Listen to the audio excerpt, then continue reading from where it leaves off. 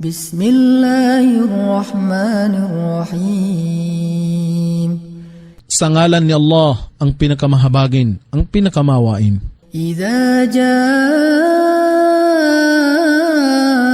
nasrullahi wal fath. Kapag dumatal sa iyo ang kalinga ni Allah at tagumpay, وَرَأَيْتَ النَّاسَ يَدْخُلُونَ فِي دِينِ اللَّهِ أَفْوَاجًا. at inyong napagmamasdan ang mga tao na nagsisipasok sa relihiyon ni Allah ng maramihan. فَسَبِّحْ بِحَمْدِ رَبِّكَ وَاسْتَغْفِرْ إِنَّهُ كَانَ تَوَّابًا. Kaya't ipagbunyi mo ang mga papuri sa iyong Panginoon at manalangin ay gawad niya ang kanyang kapatawaran, katotohanan. Siya ang tumatanggap ng pagsisisi at nagpapatawad.